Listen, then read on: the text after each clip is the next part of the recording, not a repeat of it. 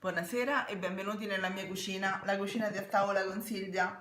Questa sera faremo una ricetta molto semplice e una ricetta di quelle che si facevano una volta. Patate crude, eccole qui. Lo spezzatino in umido con le patate, una cosa molto molto semplice, però so per certo che alcune persone non sanno bene il procedimento, mi hanno chiesto e quindi di conseguenza io eseguo. No, anche perché credo che lo spezzatino si possa fare in maniera diversa. Lo spezzatino si può fare in tantissimi Ecco, modi. quindi magari ognuno ha la sua ricetta, questa è una delle tante. Esattamente, si può fare in tantissimi modi, si può fare alla cacciatora, si può fare semplicemente con il vino, si può fare con i piselli, si può fare solo col sugo. C'è chi non lo fa perché C'è è chi non lo fa vegano, perché è vegano, vegetariano. giustamente. E Col tofu.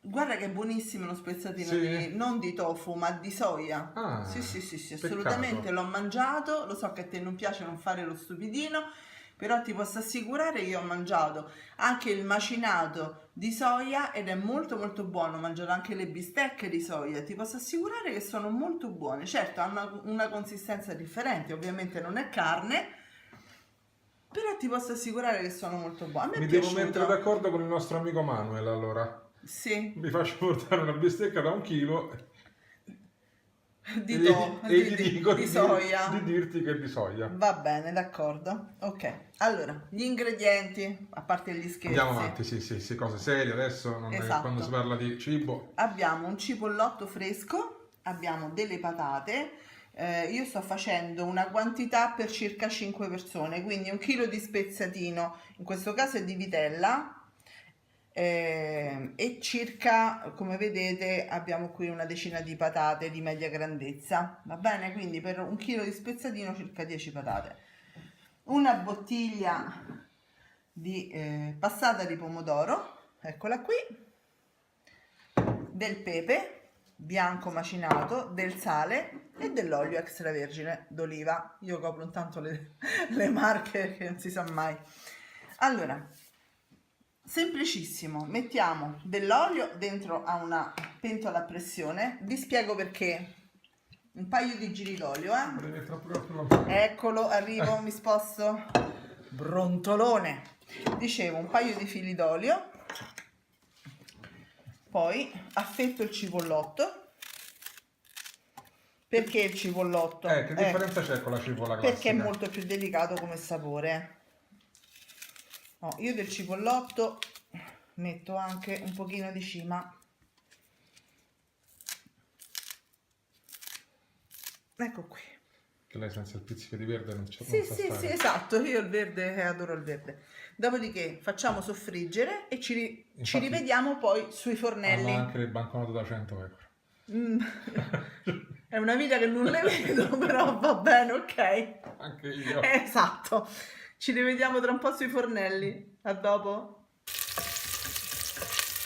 Ecco la bella cipolletta. La cipollotto che sta soffriggendo. Adesso metto giù lo spezzatino.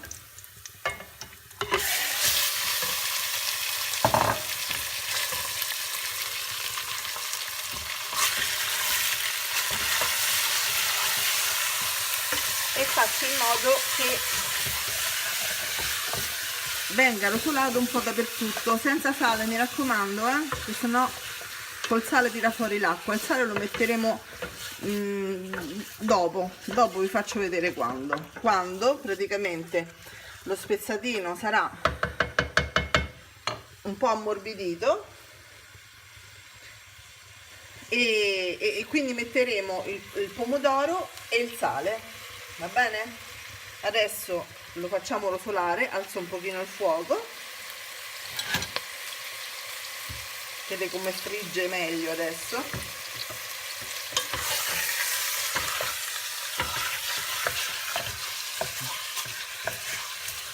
Invece adesso metto un po' di pepe bianco perché è più aromatico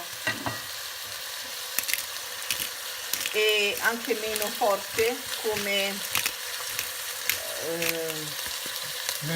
piccantezza.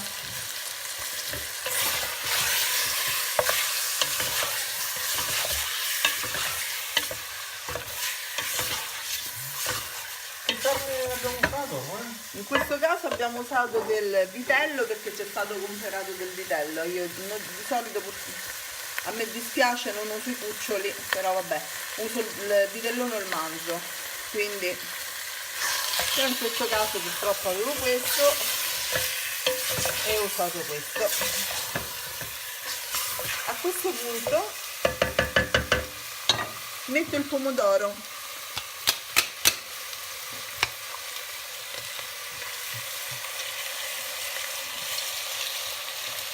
metto un pochino d'acqua per togliere il residuo del pomodoro nella bottiglia. Questa massa che ho comprato è particolarmente densa e quindi ha bisogno di acqua.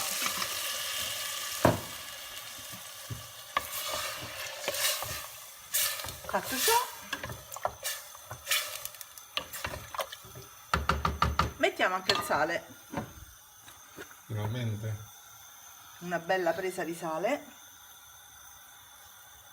abbondante. Poi più in là, quando saremo a metà cottura, inserite le patate, dovremo comunque aggiungerne di altro sale perché le patate comunque toglieranno sapidità al piatto. Abbasso il fuoco, metto il coperchio e faccio in modo che vada avanti per circa 10 minuti da quando soffia la valvolina, va bene? Quindi appena inizia a soffiare contate 10 minuti. Ci rivediamo dopo. Eccoci qua, abbiamo aspettato i 10 minuti dopo che la valvolina della pentola a pressione ha cominciato a soffiare. Ora mettiamo le patate tagliate in maniera abbastanza grossolana, nel senso devono essere Corpose. belli spicchiotti, perché comunque non si devono spappolare dentro. Ecco qua. Io lo farò comunque, però. Sì, vabbè, quella è una cosa tua. E quindi adesso riaccendiamo. Fuoco alto? No, perché sennò si attacca. Adesso l'ho acceso così a fuoco alto, lo abbasso. Non metto più il coperchio della pentola a pressione, metterò un altro coperchio perché non serve quello lì.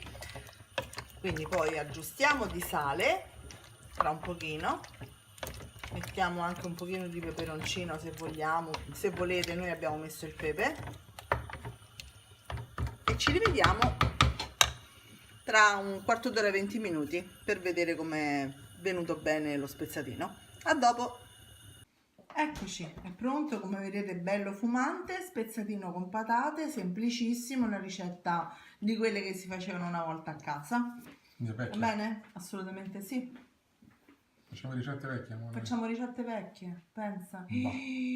Mannaggia, e mo? Sarà andata male, quindi non la mangi? Sì, no, infatti non lo devi mangiare, questo No. è solo per bellezza, lo lasciamo qua così e poi dopo quando la gente lo vede dice hai finito. Allora dicevo, mettiamo mi piace, mi raccomando, e niente, ci vediamo alla prossima ricetta. Ciao a tutti! Ciao!